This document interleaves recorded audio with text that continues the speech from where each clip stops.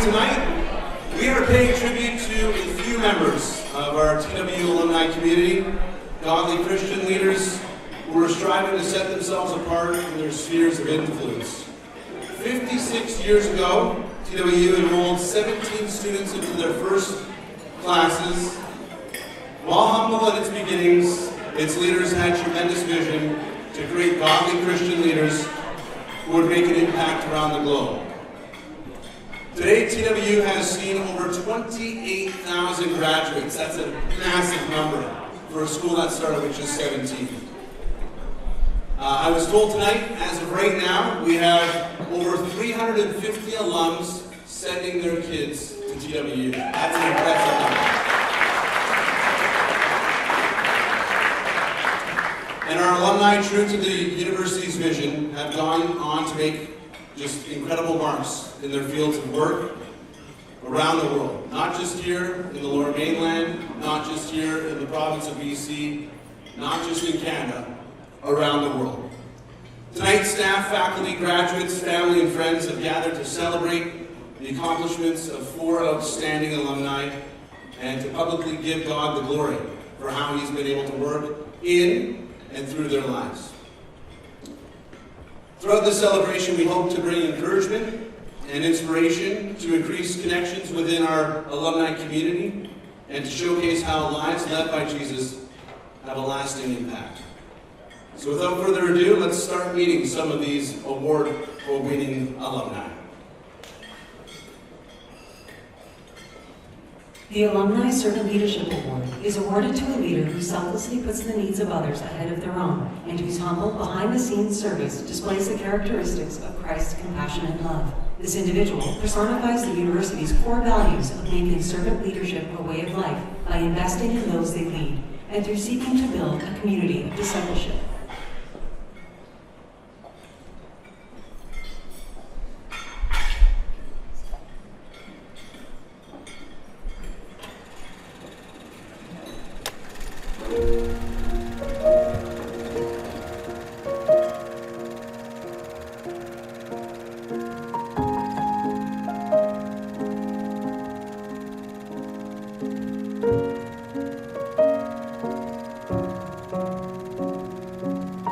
Many of the most memorable moments in my life have been around a table.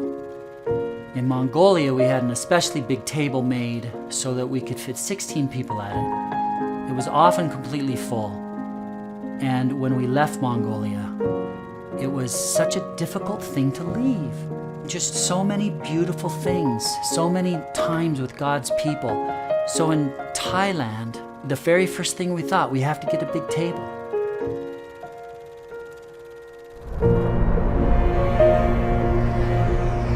Welcome to Denver, the Mile High City. This is Mayor Michael Hancock, and I'd like to invite you to I love coming home to Colorado. Everything around here is familiar to me. The mountains, the trees, the snow.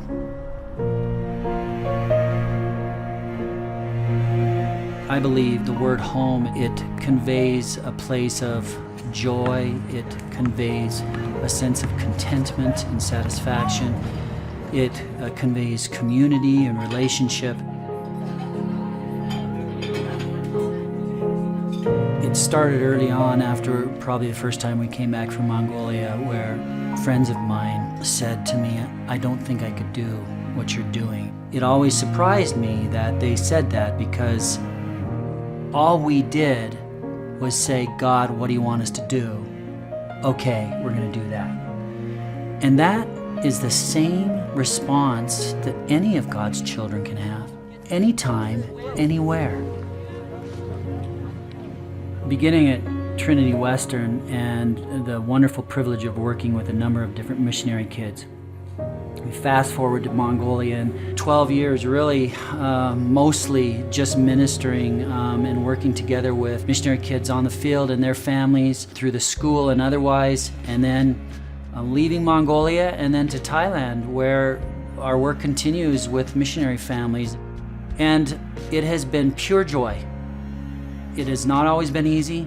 Sure, there's been difficulties like anybody has had, but it has been the deepest privilege to be engaged to do this work for the kingdom. Another deeply significant part of this story is the fact that my wife was all in. And not just that she was willing to go where God wanted her to go and kind of led the way in many ways for me, but that she's the mother of 8 children.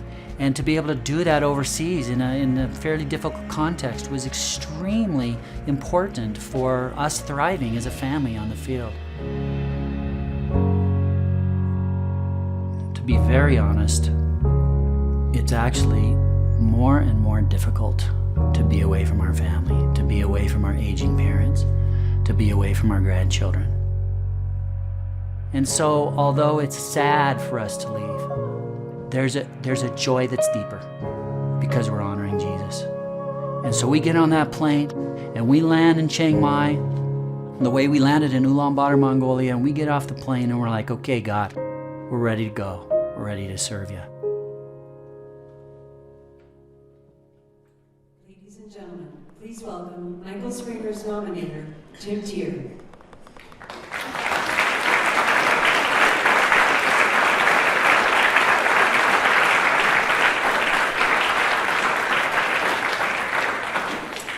I was the Trinity Western basketball coach from 1983, men's coach from 1983 to 1999.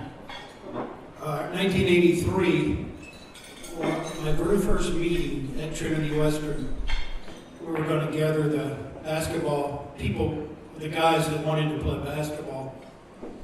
So we had, right off the gym there, we met, and Mike Sprenger was in that meeting.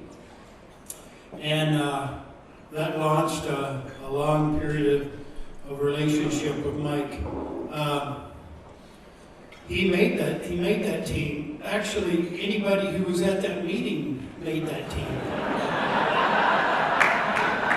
If you could come to the meeting, you're on the team. That shows you how good he was. The first year, we played the first year, and Mike didn't play a lick. He didn't ever get in. And only because he didn't deserve to get in. But that began our relationship. You would think that might be a shaky relationship. But Mike went on as a player to be the starting point guard in years ahead. Had become a very good player for us. Always a great leader for us.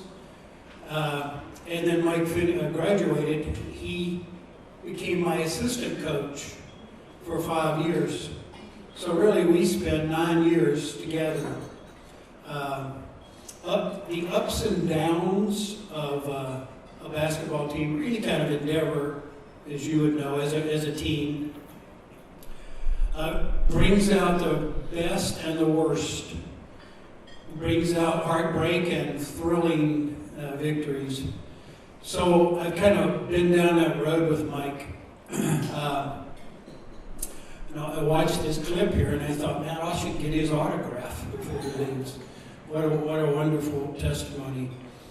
I think of probably the best thing I could say, whenever I spent at Trinity Western, by far the thing that stirred me the most is that I could be involved in building into young men to be leaders in their world for the Lord. It was always a bottom line of the things that we chased. And I think if I would say about Mike, I don't know there's a better model of what those founders at Trinity Western, the Dave Enersons and those kind of guys had in mind. But I think I could say for sure that what they had in mind is what Mike Sprenger has become. So congratulations to Mike.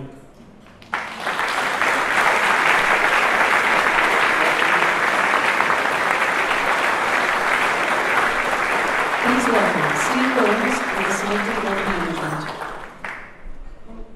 I didn't hear what that person said. Am I supposed to talk now?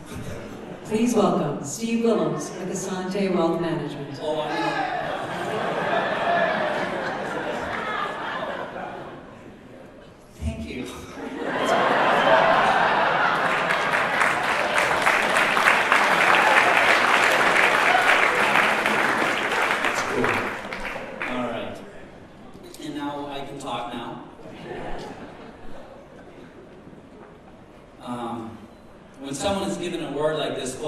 predict that the recipient would begin their acceptance speech with something like, "I never expected this," or "There are so many other worthy people who could and should be standing here instead of me." So I thought I'd go a different route.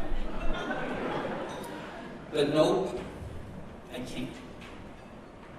I can't go a different direction.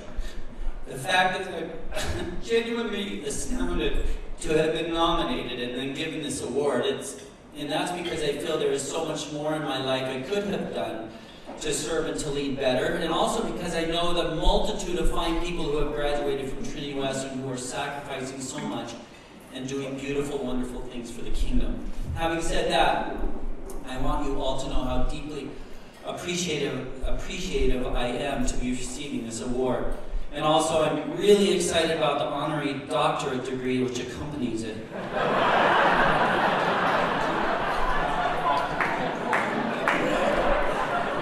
The only way I could ever get a doctorate degree.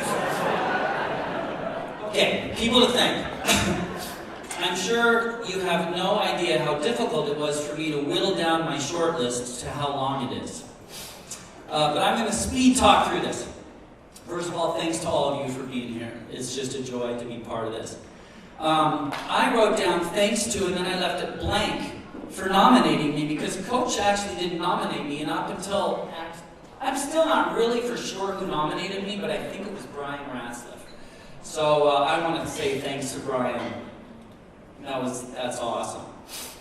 Thank you to Trinity Western Alumni Association for this really great and encouraging event. Thank you, John, Jamie, Brady, and Kelly, and all the others who informed me and corresponded with me about the award, came to Colorado to film and interview, and arranged for me to come here from Thailand. I landed yesterday afternoon, so I'm just getting up there. So I am so thankful for this fine institution, Trinity Western, and the people who have served here over the years, the staff and faculty who love Jesus, and others to Him. If I had to do it all over again, I would choose Trinity Western in a heartbeat. I'm thankful for the friends God gave me during my time at Trinity Western, fellow classmates, friends from the dorms, basketball people, RAs, student councils, some who are here this evening, and who encouraged me and spurred me on towards better things. I'm profoundly thankful for two men who were most significant during my time there, Alan Coten and Tim Tier. Alan, you have faithfully served at this institution for 45 years, but more importantly, you have done it in the name of Jesus. You taught me to serve with joy and that the promises of God are true and trustworthy. You showed me by example what it means to do a job excellently and with integrity, and you challenged me to trust the Lord for wisdom and guidance. You set the bar high for me and others, but you did so with patience and graciousness. And you and your first wife, Sylvia, taught Carol Beth and me what it looks like to be beautifully and humbly and sacrificially hospitable. Thank you. Coach, I was never that great of a basketball player. I wrote that before I knew what you were going to say, so it just goes hand in hand. Even though you affirmed, and you affirmed that to me a number of times, but I never felt less of a person in your eyes because of it. You gave us your best, and while you were a fine basketball coach, you were a better man. You taught me to never worship basketball, but that basketball could be an expression of worship. Almost any good thing I have accomplished in coaching, I can trace back to you. And Carol Beth and I are eternally grateful to you and Judy for showing us that conforming to the patterns of the world is a waste of time. Thank you, Alan and Sylvia. Thank you, Coach and Judy. I want to thank my mom and dad for showing me Jesus my whole life, for loving me even though I was often a knucklehead. If my mother was here, she would hardly affirm the knucklehead part. And I want to thank my dad prompting me to consider going to Trinity Western College. Mom, I love you guys so much. I think they're watching right now. Thank you to my brothers and sisters, their wives and husbands. Each of you has had an eternal impact on me. I love you. Thanks, Dad and Mom Knapp, as fine a mother and father-in-law as I could ever hope for. Since marrying Carol Beth, I have always felt like your true son. Thank you for loving Jesus the way you do. Thank you to our children, Kyle, Heather, Caleb, Cameron, Laurel, Holly, Casey, and Lyndon. Whatever gift I thought you would be to me has been multiplied in an infinite amount of times, and is surely one of my greatest privileges in life, to be your father. To our daughter-in-laws and son-in-laws, Stella, Judah, Jeannie, and Dorian, we're so eternally grateful God brought you into our lives, of our sons and daughters. And our grandchildren, Jude, Genesis, Geneva, and Javen, I love you so much. Can't wait to see you again. To Nut and Dow, who God grafted into our family, we love you so much. And now I want to thank my wife, Carol Beth, and dedicate this award to you. She's in Thailand right now. I think she's watching. I'm trying to get through this. Her service and sacrifices on behalf of me and our children and to so many others is worth a lifetime of sermon illustrations. She's beautiful in every way. Her children rise up and call her blessed. Her husband also, and he praises her. Without you, Carol Beth, I'd never ever be standing up here tonight. You are my hero. I just finished with a very quick but profound story. I think it was 1991. Trinity Western's choir was going to perform the Messiah with two other university choirs, one in Poland and one in former East Germany. Wes Jansen, the choir director, asked if I could join both to sing in the choir and to help supervise the trip. We were at a rehearsal in Germany and we're singing the song, All We Like Sheep. And there's a point at the end of that where it's, and the Lord has laid on him the iniquity of us all. And we're standing with a group of kids from former East Germany. And Wes just starts weeping. And a profoundly moving moment for me to see that this meant so much to Wes. And for me, that sums up everything I do. Jesus has done everything for me. And there's nothing I could do to repay that. There's no thing I could ever do that could match that. And so I gratefully and willingly enter into the privilege of obeying him and joyfully doing whatever he wants me to do. And so I thank him ultimately for everything. And so thank you again for this wonderful award.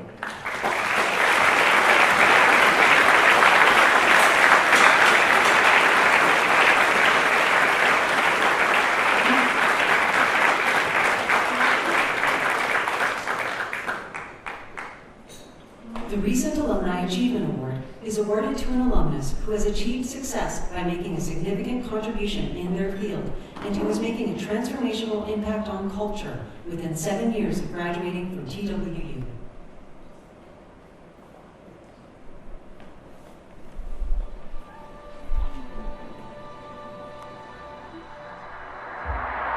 One thing that stands out to me amongst all other music genres is that hip-hop music brings people together.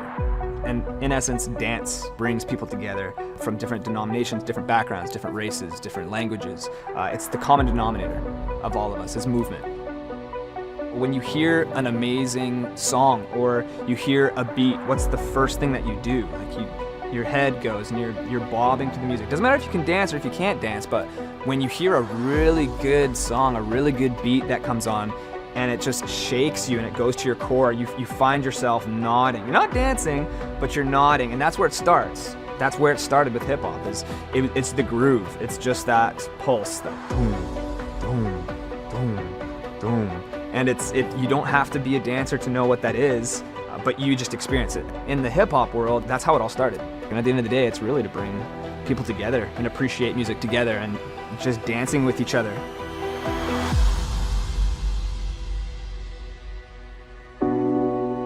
The world that I'm in, at times it can be pretty dark, and it definitely needs light. Because at the end of the day, I'm one of the very few Christians in our field. And so not only when people see my choreography or when they look at me and they see me online, not only are they seeing, hey, that's Scott Forsyth and that's a Canadian, but hey, that's Scott Forsyth, that's what a Christian apparently is.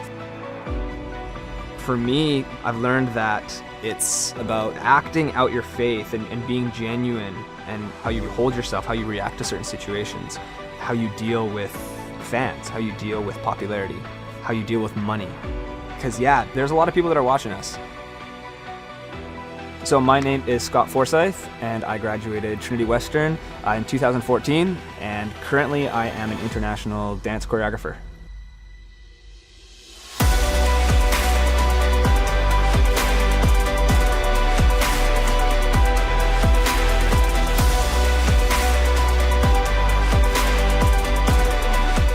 If you're an artist, we need to come together and acknowledge, like, hey, we've been gifted with this, God's given us this ability. Let's use it well. If we're really good at what we do, people are gonna start asking questions themselves. So if I'm an amazing dance choreographer and they notice, hey, he's really good at what he does, like that's the best dance choreography I've ever seen. What's his story? How did he come up with that? How did he become who he is? There's the opportunity, boom. And so I think it just takes leaders in every field. It doesn't even have to be in art, it can be in science, it can be in mathematics, but it's just do well with the gifts that God's given you and trust in him that he's going to provide those opportunities for you to share your faith.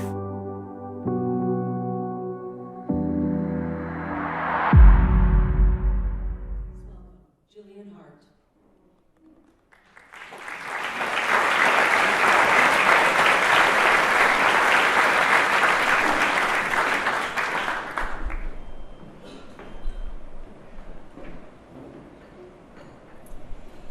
In his 4 years since graduation, Scott has been featured on top television shows like NBC's World of Dance and America's Got Talent. He has worked with international music artists and taught at the most elite dance camps and competitions worldwide.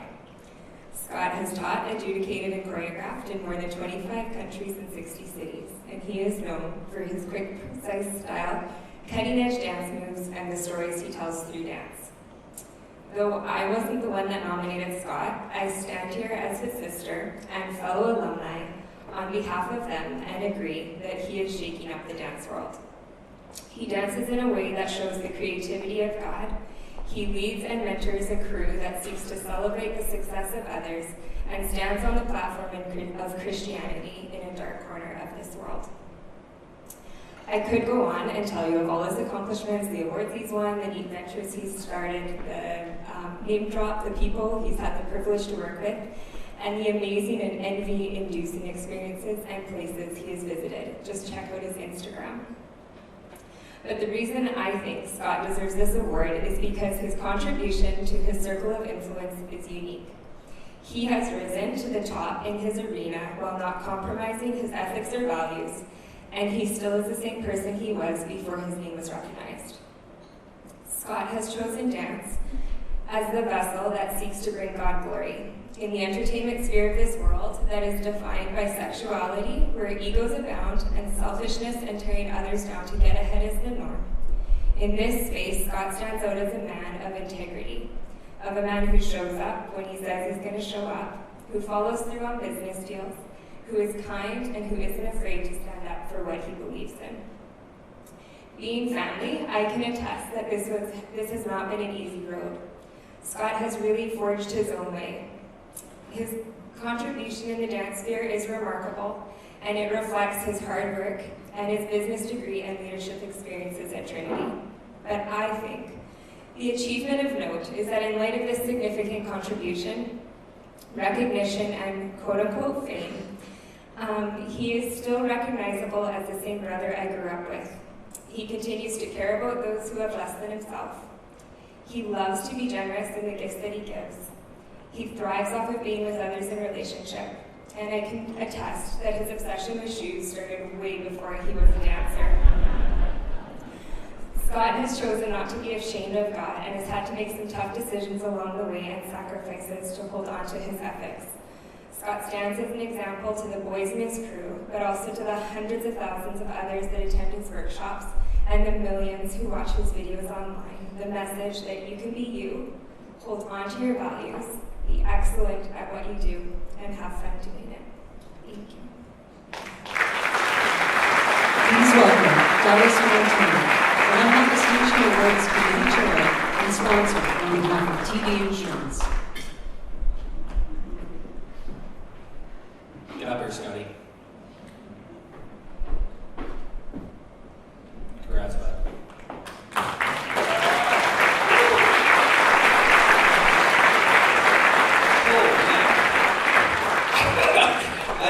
see that coming. I told myself I wasn't going to cry until. Okay, refocus. Thank you, Jill. That really means a lot. I have no idea. Yes. First off, I'm honored and humbled to be up here amongst these other nominees. It really does. It does mean a lot to me. And I'm blown away to be up here. First and foremost, I would like to thank Trinity Western University for the once-in-a-lifetime experience that I had there, the lifelong relationships that I made, and the memories that will honestly last until I'm old and gray. And for all the teachers that invested their time, and just the people at Trinity that invested their time, and that really meant a lot. I'd also like to thank my parents. Yeah, my mom and dad, it wouldn't have been possible without them and their support to go to Trinity, and so that really meant a lot. That they encouraged me to go, and they supported me to go all 4 years, and I got to live on campus. They provided all the opportunities. I got to live in dorms and apartments, as well as go to the Laurentian Leadership Center, and that was all because of them, and I'm just super grateful for them. Thank you to my gorgeous wife, Carmen. She is amazing, and I wouldn't be here if it wasn't for her, and she's just been so supportive for these past couple of years. It's not easy a lot of the time. If I'm flying halfway around the world for weeks at a time, she understands, and not only does she understand, and she doesn't complain, she actually supports me, and she encourages me to go because she knows that's where God's calling me, and that means a lot. So thank you. And then, ultimately, thank you to the Trinity Western Alumni Association for this award. Jonathan and Jamie, it's been a pleasure getting to know you guys through this whole video process. You guys are really good at doing videos. That's unreal. This whole event is phenomenal, and I'm just truly honored to be up here. And I would just encourage all of us just to keep striving to be leaders and innovators in our world and in our respective fields, and just to be really good at what we do, and to give God the glory, ultimately. So, thank you again for this award. Appreciate it.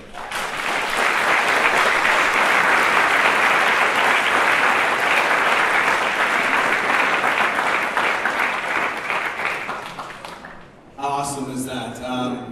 It's funny, it was a couple, I can't even remember how long ago, but I was just flipping through the TV and came across World of Dance, and I saw this guy with his hockey get-up. Like, well, that's cool. He must have some hockey background. And then I start digging around, like how he said in his video, if you stand up for something, something notices you, you start digging deeper and you find out more about the guy. And soon enough, I'm researching, like, Scott Forsyth. I'm like, there's a lot of TWU mentions here. And then I find out, oh, this guy's from TWU. So that's a pretty cool moment to have. And that's the impact that what you do can have on people. And for me, just watching you randomly one time on TV got me digging and interested in you, and the impact that you could potentially have on others is tenfold from that. And God has blessed you with your talents, and God has blessed all the award winners tonight with just the gifts that He's given them, and how He can use those in different ways, whether it's dance, whether it's being a missionary to missionary children. It's incredible the way that God can just put you and your life story into a situation and turn it into a blessing for His kingdom.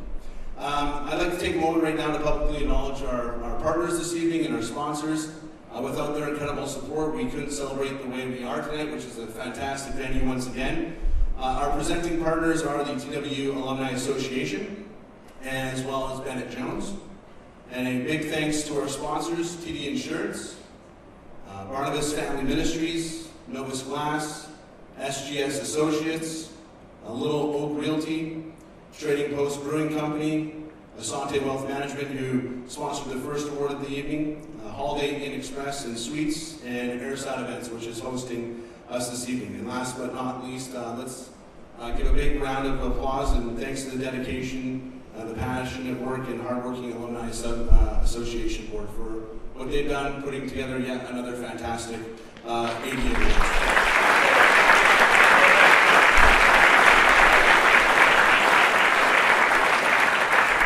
As promised, there are some gifts to give away. Our generous sponsor, TD Insurance, has provided 3 $100 gift cards, and we'll be giving those away throughout the evening. There's 2 more over there. I said earlier, throw out there on social media, preferably Instagram, with the hashtag TWAlum. I see the hashtag sign. Can you get it one more time? The hashtag sign? There we go. I like it. And just show us the way that you're celebrating tonight, whether that's catching up with old friends, chowing down on a meal, or you're really impressed with the table settings, which were awesome. And we found our first one for the night. I went rogue on this. I think they were supposed to give me a name. But there's one, and her name is Mama Jack 10. Mama Jack 10's in the house, perfect. Jacqueline is her name, so this is for you. If you want to come up and grab it, congratulations. Okay, you're not Mama Jack 10? I get that, but still, be a good one. Still 2 more gift cards to come this evening, and just get those tweets if you're doing that, or your Insta posts.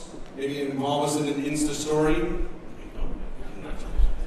But without further ado, let's get on to our next award, the Alumni Achievement Award, sponsored by Bennett Jones. Throughout the world, Trinity Western alumni are known for making a positive impact and contribution in culture. The Alumni Achievement Award is awarded to an alumnus who has achieved success in their field by making a significant contribution and through making a transformational impact on culture to the glory of God. Please welcome Sarah Vandergoot.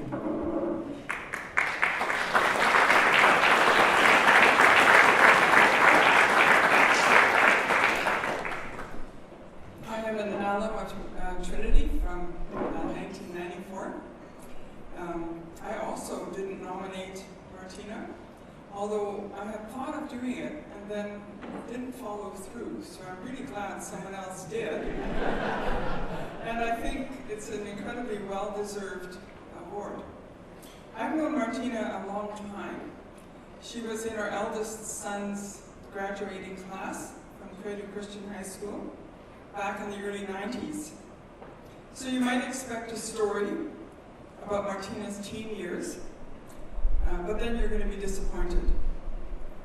I'm not going there. Although there might be a tale to tell, especially with Martina and my niece Elisa. Instead, I'm going to concentrate on one event, and narrower than that, on one word. And you'll have to forgive me because I graduated from Trinity with a teaching degree, so the teacher is in me. I'm going to concentrate on the word ebullient. At graduation, Martina was valedictorian, and I wrote the press release.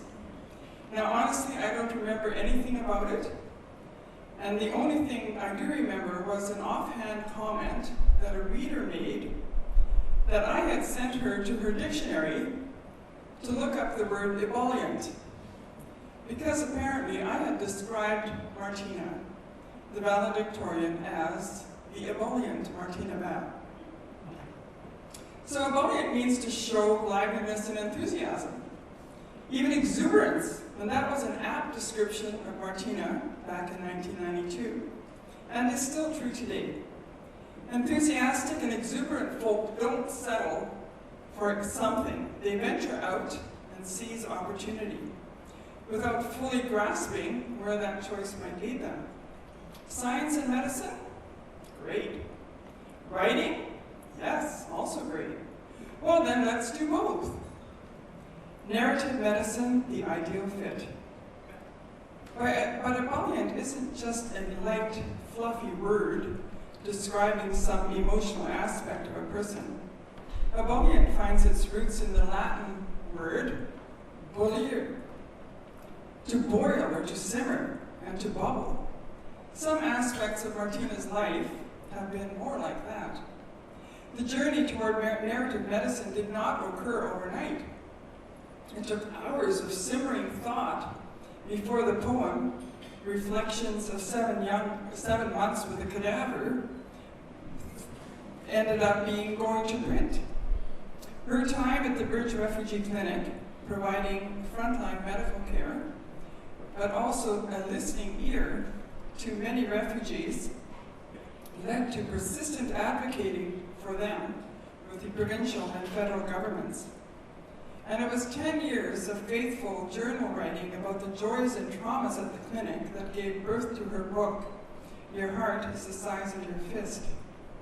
Such efforts are not the result of a momentary exuberance or enthusiasm, but rather the slow boil, the bubbling out, the percolating of a life directed to the care of others. And on the note of Martina's book, I belong to a book club, and we read that book as a book club. And in our church community, there was another book club that also read Martina's book. And this January, we had a lovely meeting in our home with about 25 ladies, most of whom had known Martina since she was young. And she was the guest for our book club, our combined book club. So I can highly recommend the book. It's a great book club book. And if you're lucky, although now you might have to go to Victoria, you might even be able to ask Martina to be a guest. We trust that Martina's ebullient spirit will carry her forward as she starts a new venture as psychiatry residence at Royal Jubilee Hospital. She's a worthy recipient of Trinity's prestigious Alumni Achievement Award. Congratulations, Martina.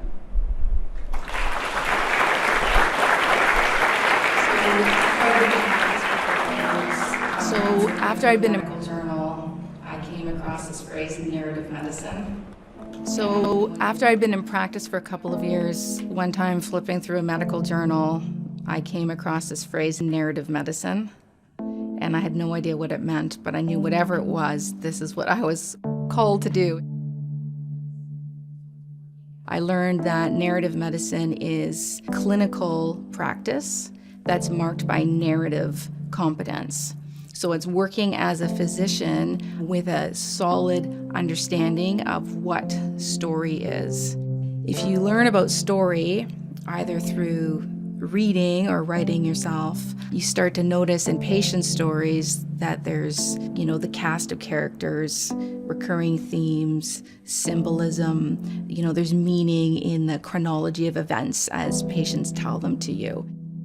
If you are open to noticing those things in patient stories, it allows you to understand the patient on a much deeper level and then provide better, more holistic care to that patient. I started writing for a number of reasons, and I was writing already before I heard what narrative medicine was and before anyone told me that writing makes you a better doctor. So initially I wrote just to capture things that were memorable at the clinic, and each day was so interesting, and there was so much that was beautiful or funny or moving. Then I started writing things down to try to sort through the things at the clinic that I found difficult. So, for example, the disparity in wealth between the refugee patients and those of us who worked at the clinic. Hearing stories of how horribly humans around the world treat each other. And sometimes it would be kind of a boundary issue. A patient invited me to their birthday party, and then I was trying to figure out, as a physician, should I go or not?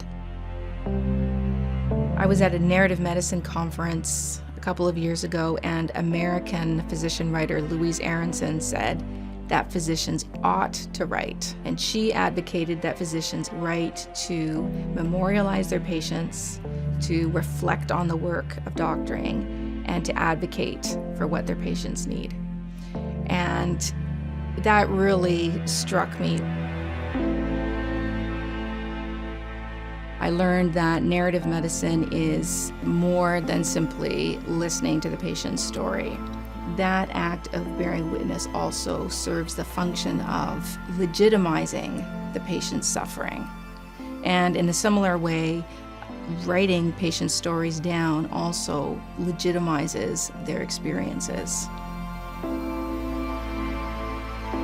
It's interesting because these days, there's a lot of talk about cultural appropriation. And I did wonder when I wrote this book, should I be speaking for refugees? There's a poster I've seen that says something like, don't be a voice for the voiceless. just pass the mic. But refugees, because they are a marginalized voice, they don't have the same voice or advantages that I do. And there's the language barrier. 80% of my patients didn't speak English. The fact that virtually all of my patients had faced persecution of some kind, and it was typically for speaking out. Refugees generally aren't in a position to write this book. They are voiceless. As a physician, I see one patient at a time in my exam room. And as a writer, it's one reader at a time who's reading those words. And so I see both professions as similar in that way, in the intimacy on the importance of the physician or writer's voice, and that both professions really at their core are working to affect. With Bennett Jones.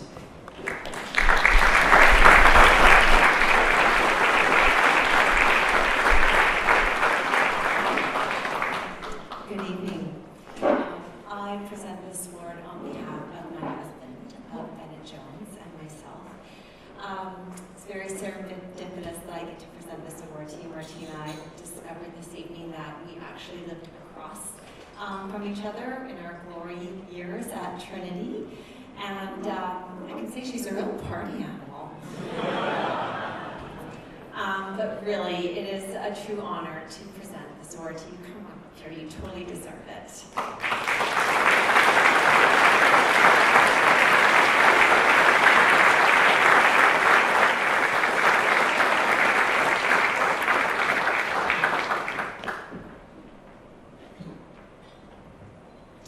Thank you so much.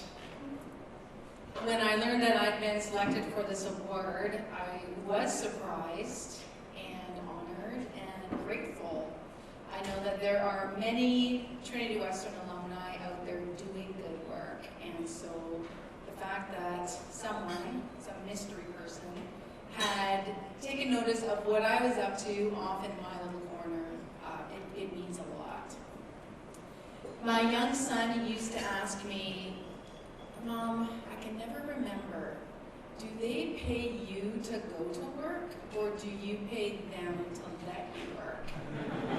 And I've been lucky enough to have had a career where most days I leave for work with pleasure. And I am grateful to Trinity for setting me on this path, and it was in the context of Trinity's emphasis on service that I decided to pursue medicine. At Trinity, I benefited from the mentorship of excellent professors, particularly Dr. Zabo in creative writing and Dr. Holton in biology. And I'm grateful for the lifelong friends that I made during my time at Trinity, chief among them my husband of almost 20 years, Kelcey Scholtens. One of the gifts of working with refugees is the perspective that affords. And I want to acknowledge that I can receive this award tonight because of all of the privileges that I've enjoyed throughout my life. Starting with being born a citizen of this peaceful, prosperous country of Canada. Then I was raised in a society where there was never any question that I would be taught literacy.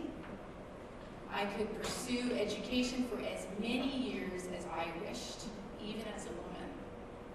And I could concern myself with subjects such as mixing art and medicine only because my basic needs of food, shelter, and security were met.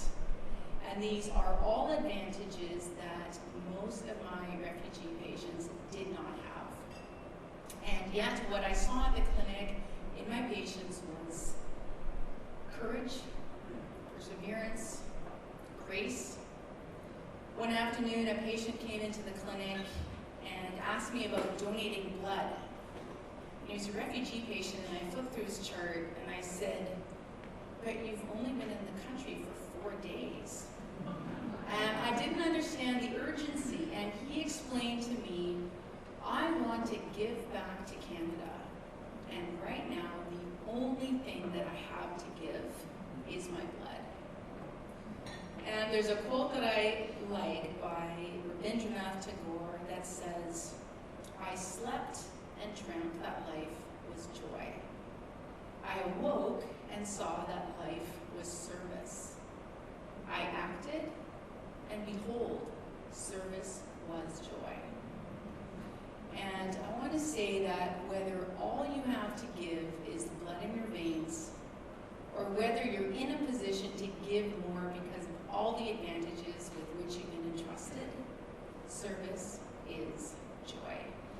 Thank you.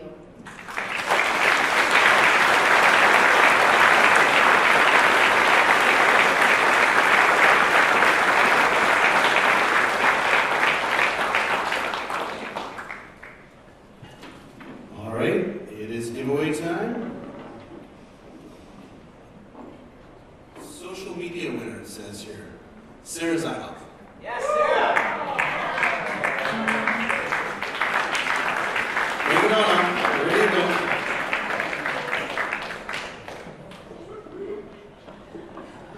Courtesy of TD Insurance. Look at that. All right, we will continue. We're going to keep things moving on here with the next award presentation.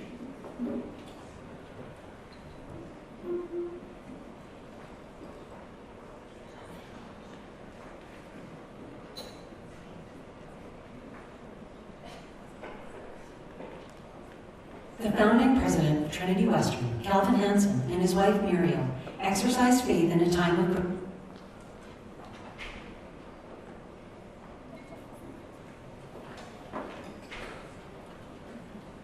Please welcome Win Brade.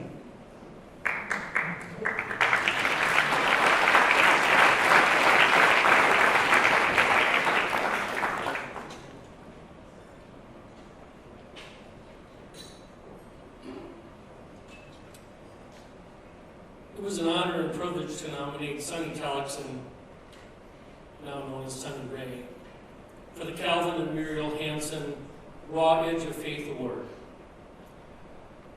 Sonny always does her best to do what the Bible teaches us. Sonny adopted a village in Ethiopia, and she is featured in a critically acclaimed documentary film, Tessifa La Wiccan, which translates into Hope for Wiccan. One of Sonny's spiritual gifts is evangelism. An outstanding day for Sonny is when someone she meets who isn't a believer gives their life to Jesus Christ. After serving with Sonny for many years in Minnesota State prisons, where we go in and we're in the razor wire and in with a whole bunch of men who've made some bad decisions in their life. All of a sudden the Holy Spirit starts working on their heart. And my nickname for Sonny is the closer. So when we see that happen, I'd say, go get the closer. And Sonny would come in and another human being is in the kingdom. So whether Sonny's at her workplace, or in a prison, or in Ethiopia, out in the middle of nowhere, putting a t-shirt on a little child dressed in rags, or just about out and about anywhere on this planet, she's always excited to share God's plan of salvation through Jesus Christ. Ladies and gentlemen, Sonny Brade.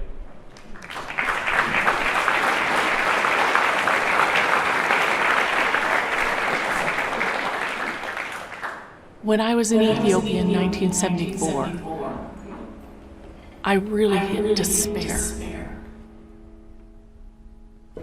Seeing someone who's been in a famine, they get to the point where they can't eat ordinary food anymore. And all you do is hold them till they go. And I felt like I don't have anything I can give them. I'm giving them everything I have, and it's not enough. I didn't know if I was going to get out of there. There was civil war, and they couldn't get a plane in to get us out. We had been there for several months. We were only supposed to be there for several weeks. I really believed this was where I was going to spend the rest of my life, and I didn't think it was necessarily going to be long because the resources were running out. Everyone's resources were running out. I read the same chapters in the Bible every day. It was like I just had to read them every day, over and over, just to hang on to God provides for us. He has our best interest at heart. I was just hanging on to those verses. I often think of things that my professors taught me at Trinity. They come to my head all the time. And I had been so ingrained with don't doubt in the dark what you've learned in the light, that it was like, it was dark. It was like, you know you were supposed to be here. You may not know why you're here, but you're supposed to be here, so don't doubt that, just do whatever you can. I totally believe that whatever you have, you can give it away. If you have an ability, if you have something, if you have two of something, give one of them away. I think a lot of people think that they don't have enough to make a difference. They don't have the right words to say, the right card to send, the right amount of money to make a difference. But if they gave what they had, they would make a big enough difference that it would start mobilizing other people to do what they could do too. In my life, the most significant was when I was in Ethiopia and I left and I handed out whatever I had. I hardly had anything. I had used everything up. But one of the things that I left was a pencil. Over 30 years later, I went back to try to find where I was before in 1974. And I went through talking to multiple people, and finally, after 5 different people, the head of the military came to the door, and he knew who I was. He asked me a series of questions that led to the point of me saying that I had given pencils to some children in school. And he, with a tear, said, I was one of those kids. And that so struck me that he was so affected by a pencil. And he was grateful. He was telling me what a difference it had made in his life. And I thought, wow, just a pencil does that much. We serve a God of hope. And God has a purpose for everything all the time. And all the little things we do that we never know if they're going to make a difference, sometimes we'll find out where they did. Sometimes we won't. But we need to do all the little things all the time that we can do. And every now and then he gives us the privilege of seeing the effect a little thing we did happened on down the way.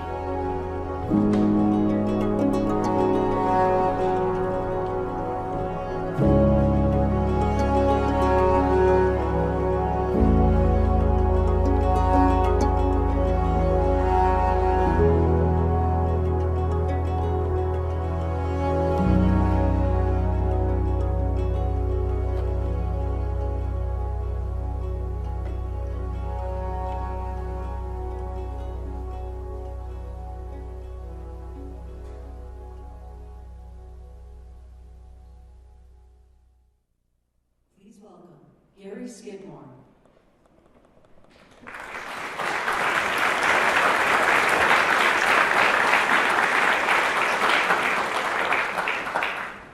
Sunny, why don't you come up and join us? On behalf of Nova's class, I just want to say thank you very much for allowing me the privilege to give you this award. Just watching that video was just an absolute inspiration, and we're just so thankful for everything that you do. So congratulations on winning this.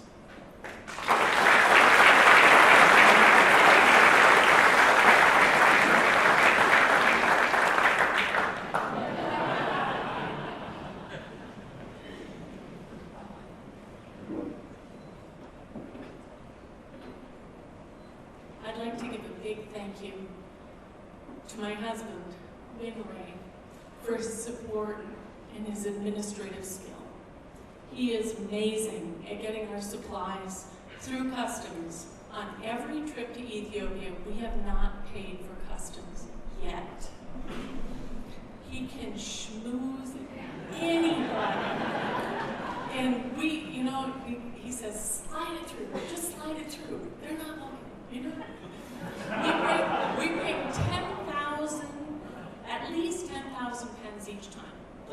time we've got 28,000.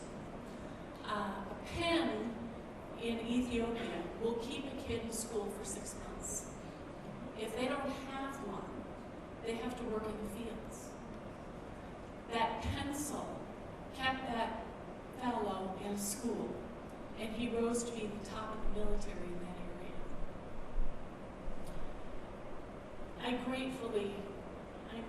I'm so grateful for this honor. Trinity means so much to me. All the glory goes to God for any good that any of us do. All of the stuff we do, it's like, it's just because He lets us. I'm really grateful to Cal and Muriel Hansen, reading the stories of how Trinity started, their dedication, their perseverance. Getting this honor means so much to me, remembering Dr. Hansen. They were godly examples. We are all indebted to them for the sacrifices that they did. I wish I could thank Dr. Robert Thompson personally. He's no longer with us.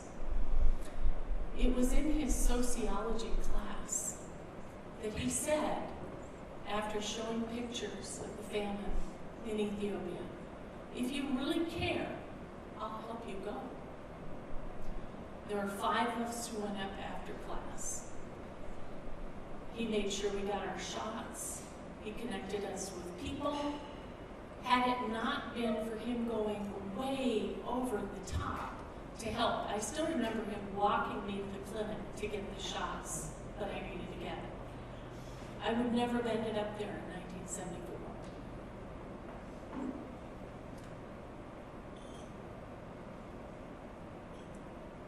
Since 1974, to date, we have 1,153 people who have accepted the Lord in Ethiopia. The area that we're going into, they have broken the arms and legs of people who claim to be believers. It's vicious. We worked really hard to get 20,000 books into our village. And they broke into it and burned half of them. But what we need to do with people who have a hard time is love them. Love them, love them, love them, love them. If anybody in your life who's difficult, love them into the kingdom. When we go into prison, we love them, and they don't know what to do about it. You know, love breaks it all down. It's been fun to share my faith with people in prison. We've got serial killers, mafia heads. They just need to feel love. I want to thank Brady Schlecker, Jonathan, Jamie, and Kelly for helping us alumni from Trinity Western College years to feel included. I'm so grateful for Trinity Western. I learned how to live before I learned how to make a living. That's how I always describe it.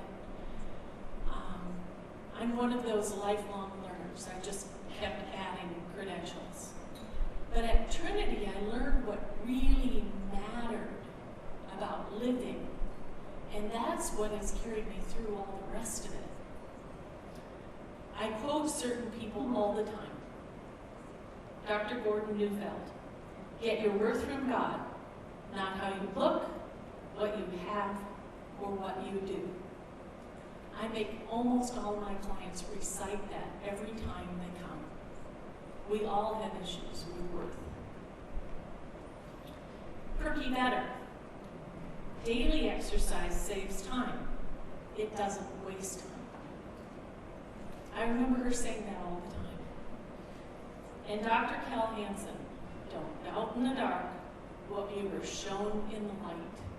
Particularly in Ethiopia when things were really bad, that one really was one of those grab onto things. I believe the job of life is to be full and hang around, in that order. What matters most is what we're full of, not what we do. If we're full of love and joy, peace and patience, gentleness, goodness, kindness, faithfulness, and self-control, it really doesn't matter who we're around or what we're doing.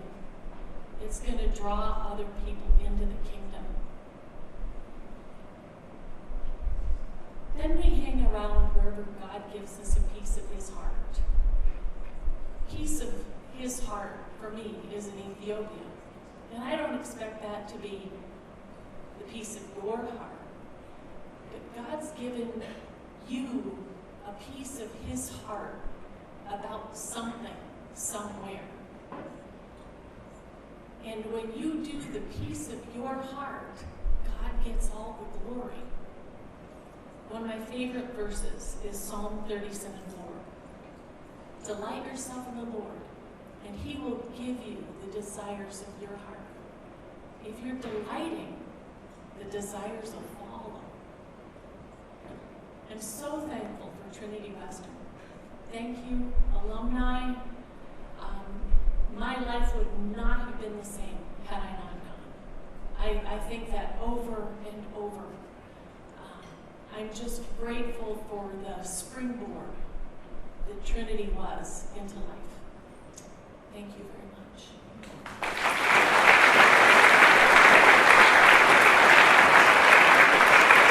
Sam, I'm going to ask you to stay up here, Sam. Sam, you can stay up here. Scott, Michael, Martina, please come up as well. We will get there in a second, but I think it's important that we as a community, once again, just further recognize the work that they continue to do on God's behalf, and the glory that they bring to people around them daily, and that they will continue to bring. And again, ladies and gentlemen, give it up once again for our Lord.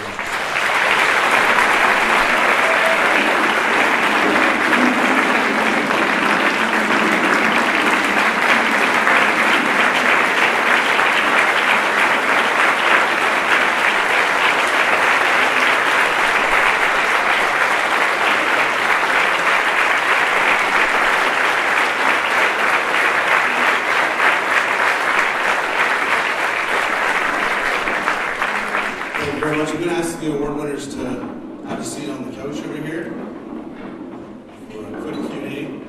There's three, but we'll fit four over there. There we go. Squeeze it tight. It is so great to see the light that you guys are bringing to dark parts of the world, the light of Jesus. And each of your stories touch people in different ways and inspire people in different ways. One of the questions that we got right off the hop was, how did your time at TWU kind of push you into your field and helped you realize that maybe this is the area where you were meant to go and Michael was serving?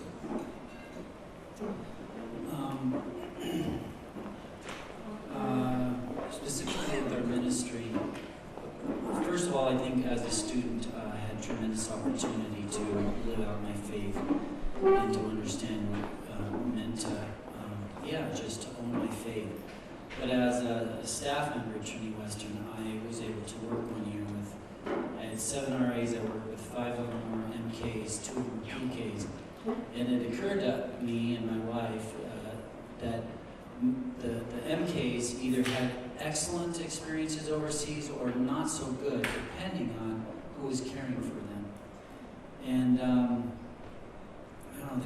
God really used that particular year for me to deeply just to show me that it was important to be willing to go anywhere to minister to God's people.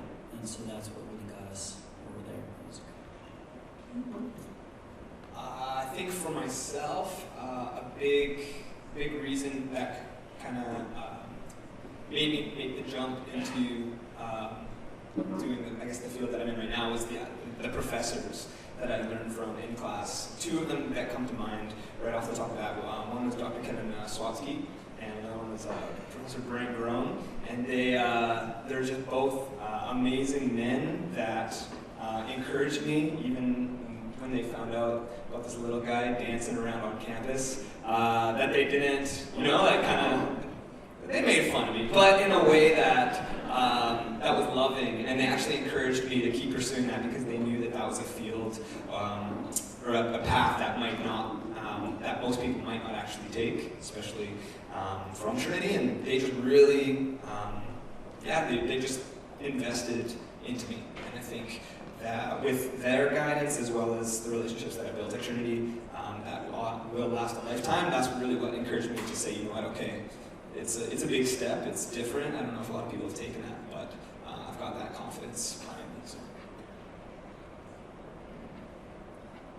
I think the fact that Trinity is a liberal arts university was hugely beneficial to myself, with kind of diverse interests in the arts and the sciences.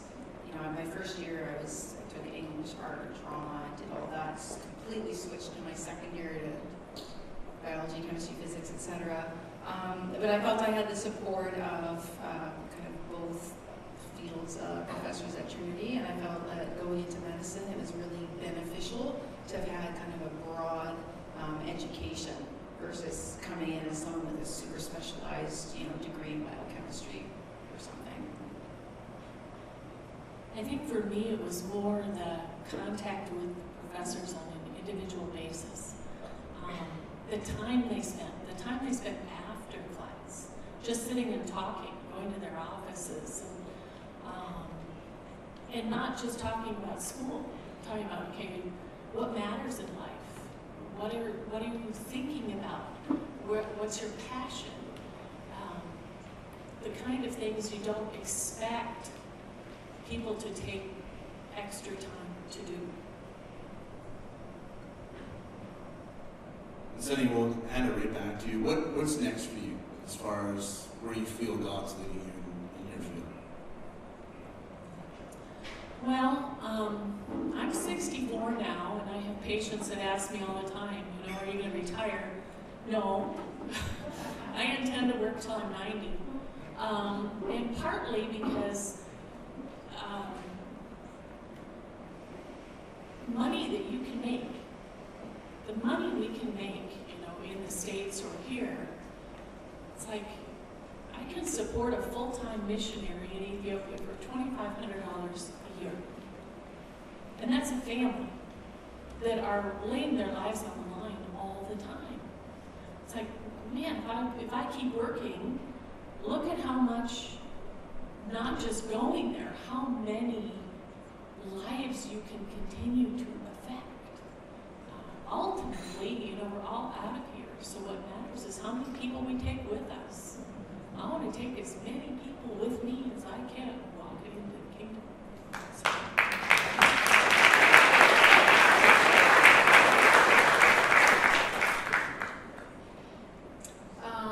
So I will be starting a residency in psychiatry at the World Jubilee in November. I'll be doing that at point A, so I'll have some time to write. And that kind of takes care of the next 5 to 6 years. What's next for me? I don't really know. Up until now, I've kind of just gone after the opportunities that were presented to me, or the opportunities that kind of God placed in front of me. Up until now, it's been a lot of traveling and teaching and choreographing. Lately, it's been working a lot with a lot of K-pop groups in Korea. That's really big right now. So I'm doing a lot of that. That's pretty cool. But basically, yeah, wherever God's calling me, just trying to go there. And who knows? I mean, I'm still pretty young, so I can go anywhere at this point. So I'm excited to see what happens. What's next for me? I'll probably be going to bed soon. I haven't slept much.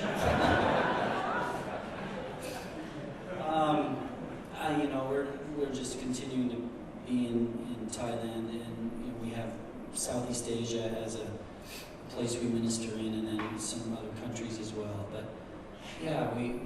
very strongly, and even though it continues to be difficult, increasingly difficult to be away from our kids and our parents, it's just the right thing to do. And so I think we have a better grasp after 7 years of doing this particular ministry, and we just want to keep caring for the body. That's what we want to do. So. With that brings a close to our formal portion of the evening. Again, thank you for the messages that you have given us tonight, the inspiration, the work that you continue to do. Thank you to those who nominated them. Start thinking about 2019 and who might be sitting up here next year, and the work that our alumni continue to do, as I said earlier, whether it's in the Lower Mainland or around the world. I flew in overnight, got off the plane at 2 a.m., met up with my brother-in-law and his girlfriend this morning, and then on the way out here, I got a phone call from one of my friends who I graduated with here. The other one's here tonight, Aaron Fedora, and they're a prime example. Brad Hotel, Aaron Fedora, and then their friend Colin, the work that they're doing right now just in South Delta. They have a barn where they're gathering medical supplies and sending it to African nations. They've sent out, I believe, I'd say around half dozen container ships, if not more. They want to send out more before the end of the year. And that's just getting to see that, just coming off the plane, having not been here in a year, and seeing the work that they do and the work that you guys have done tonight.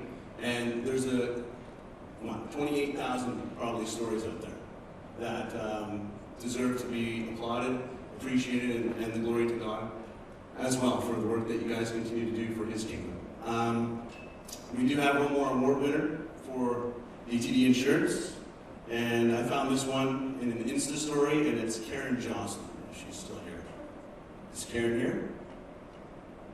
Not yet. Okay. Going once, going twice. I've got another one. Hold on.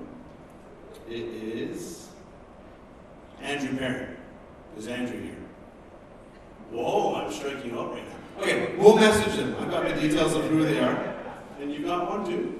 Oh. Okay. And there is one more? Okay.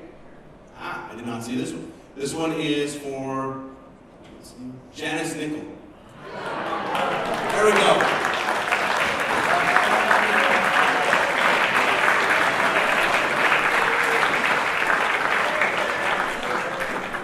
So the party's not ending, it's actually just getting going. This was the formal part. We've got some live music, we've got the DJ as well, we've got some beverages and some appetizers, late night food going on, so that is going to be a good time. Once again, we want to thank all the partners that are here this evening, the sponsors. For those living in Vancouver, we've arranged that swanky alumni shuttle with 2 stops, the first being at Broadway and Commercial, and the second stop at the Burrard Station downtown, so please take advantage of those if you want to make it back. They'll be leaving around shortly after 11 o'clock, closer to 11:30. But it is time to, it's poutine. I've been informed it's poutine over there, so that's going to be fun. So again, thank you to our award winners this evening. It has been a great night, but poutine is calling me, and so I must end this